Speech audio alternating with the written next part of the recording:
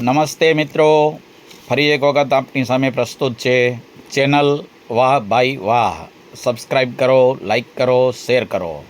આપણે હવે આગળ વધશું. સંતોની વાતો, આચાર્ય શ્રી રત્નસુંદર વિજયજી, એમનું એક સુંદર પુસ્તક હૈયું હલી ગયું, એના અનુસંધાનમાં આપણે આગળ વધશું.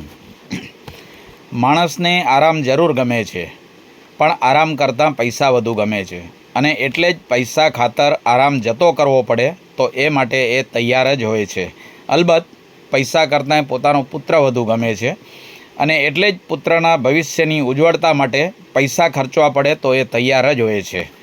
પણ સબૂર, પુત્ર કરતાં માણસને પોતાનું જીવન વધુ ગમે છે, અને એટલે જ પુત્ર અને સ્વજીવન વચ્ચેની પસંદગીની વાત આવે તો એ પુત્રને નંબર 2 પર રાખીને સ્વજીવનને નંબર 1 પર રાખી દે છે. આનો તાત્પર્યાર્થ આ જ કે માણસને સૌથી વધુ ગમતી કોઈ ચીજ હોય તો એ ચીજનું નામ છે પોતાનું જીવન. એને સાચવવા માટે અને બચાવવા માટે માણસ જે પણ કરવું પડે એ કરવા તૈયાર હોય છે, જે પણ અપનાવવું પડે એ અપનાવવા તૈયાર હોય છે, સાથોસાથ જે પણ છોડવું પડે એ છોડવા પણ તૈયાર હોય છે. અને વાત પણ મગજમાં બેસે તેવી જ છે ને. પૈસા જ જો નથી બચતા તો સગવડો મળવાની સંભાવના જેમ ખતમ થઈ જાય છે, પુણ્ય જ જો નથી બચતું તો સલામતી પર જેમ મોટું પ્રશ્નાર્થ ચિહ્ન મુકાઈ જાય છે, હૃદયમાં જો પરમાત્માનું સ્થાન જ નથી રહેતું તો આત્માની સદગતિ શંકાના દાયરામાં આવી જાય. તેમજ જીવન જો નથી બચતું તો સુખ ભોગવવાની કે ધર્મ કરવાની, દોષનો સફાયો કરવાની, ગુણોનો ઉઘાડ કરવાની, મૈત્રીને વિસ્તરવાની, શુદ્ધિને અનુભવવાની તમામ સંભાવના પર પૂર્ણ વિરામ મુકાઈ જાય છે. અલબત્ત દાતરડા જેવો પ્રશ્ન આ છે કે જીવન બચવું જોઈએ એની ના નથી, પણ બચી જતા જીવનમાં પાપો બચવા જોઈએ કે ધર્મ વધવો જોઈએ.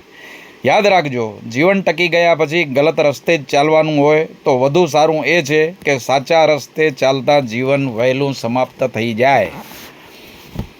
ભૂખ્યાને શરણ ભોજન છે, તરસ્યાને પાણી શરણ છે, સંસારને શરણ પુણ્ય છે, દરિદ્રને સંપત્તિ શરણ છે, દર્દીને શરણ ડૉક્ટર છે, નોકરને શેઠ શરણ છે, બાબાને શરણ મમ્મી છે, સંકિલષ્ટને સમાધાન શરણ છે. પણ આ જગતના પ્રત્યેક જીવને પ્રત્યેક સમયે, પ્રત્યેક સ્થાને અને પ્રત્યેક સંજોગોમાં કોઈ એકમાત્ર શરણભૂત પરિબળ હોય તો એનું નામ છે ધર્મતત્વ. કારણ આ જગતના તમામ સુખોનું કોઈ એક જ સરનામું હોય તો એ છે ધર્મતત્વ, અને આત્માના તમામ ગુણોનું કોઈ એક જ સરનામું હોય તો એ છે ધર્મતત્વ. આ જગતનું એક પણ દુઃખ જે સરનામે અજાણતાએ પહોંચી ન જતું હોય એ સરનામાનું નામ છે ધર્મતત્વ. તો જે સરનામે પહોંચી ગયા પછી આત્મા પર એક પણ દોષ ઊભો રહી શકતો નથી, એ સરનામાનું નામ પણ ધર્મતત્વ.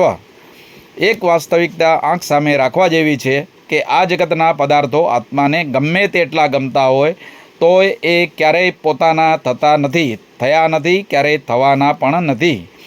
અને આત્મા આપણને ન પણ ગમતો હોય તોય એ ક્યારેય પરાયો થયો નથી, થવાનો નથી, થઈ શકે નહીં. કારણ પદાર્થ એ આત્મા માટે પર છે અને આત્મા એ પદાર્થ માટે પર છે. આનો તાત્પર્યાર્થ આ જ કે આત્માને જો પોતાના સ્વરૂપમાં રમમાણ રહેવું હશે તો ધર્મતત્વને શરણે આવવા સિવાય એની પાસે બીજો કોઈ ઉપાય બચતો નથી. શું કહું? દાહકતા અને આગ, કાઠિન્ય અને પથ્થર, શીતળતા અને જળ જો અલગ રહી શકે તો આત્મા અને સ્વરૂપપરણતા અલગ રહી શકે. આવો પદાર્થને હૃદયમાં વસાવવાને બદલે પ્રભુની નજરમાં, પ્રભુના હૃદયમાં આપણે વસી જઈએ, આપણું કામ થઈ જશે. કાચનું વાસણ ક્યાં સુધી સલામત? ક્યાંય અથડાયું નથી ત્યાં સુધી. કેળનો તાર ક્યાં સુધી સલામત? ક્યાંક હાથ નથી લાગી ગયો ત્યાં સુધી. પાણીનો પરપોટો ક્યાં સુધી અકબંધ? કોકની આંગળીનો સ્પર્શ નથી થયો ત્યાં સુધી. સંધ્યાના સોહામણા રંગોનું અસ્તિત્વ ક્યાં સુધી સલામત? પવનની એકાદ લહેરી નથી આવી ત્યાં સુધી. અરે નદીનું અસ્તિત્વ ક્યાં સુધી પાકું છે? સાગર સુધી નથી પહોંચી ત્યાં સુધી. બસ એ જ ન્યાયે આ જીવનની ચમકદમક ક્યાં સુધી? કેળાની એકાદ છાલ પર પગ પડ્યો નથી અને બ્રેન હેમરેજ થયું નથી. ગળામાં એકાદ ગાંઠ નીકળી નથી અને કેન્સરનું નિદાન થયું નથી. ધંધામાં કરોડોની નુકસાનીના સમાચાર આવ્યા નથી અને હૃદયરોગનો હુમલો થયો નથી. શું કહું?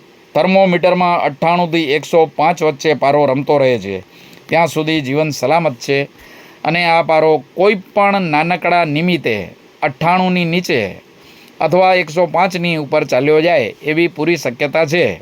આનો તાત્પર્યાર્થ આ જ કે આવતીકાલના ભરોસે બેસી રહેવા જેવું નથી.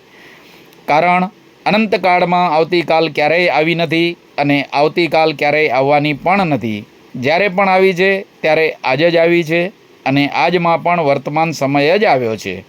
જે પણ શુભ કાર્યો કરવા છે, જે પણ શુભ અને મધુર વચનો બોલવા છે, જે પણ શુભ વિચારોથી અને શુભ ભાવોથી ચિત્તને ભાવિત કરવું છે એ બધું અત્યારે જ કરી લ્યો. સેન્ચુરી લગાવી દેવાના ખ્વાબમાં રમતો ખેલાડી પ્રથમ બોલે જ આઉટ થઈ જાય એ શક્યતા છે. લક્ઝરી બસમાં જ મુસાફરી કરવાના ખ્વાબમાં ચાલુ બસ પણ છૂટી જાય અને લક્ઝરી બસ આવે જ નહીં એવી પણ શક્યતા ઓછી તો નથી જ. હું શું કહેવા માગું છું એ સમજાઈ ગયું હશે. ધન્યવાદ. અમારી ચેનલને સબસ્ક્રાઈબ કરો. વાહ ભાઈ વાહ.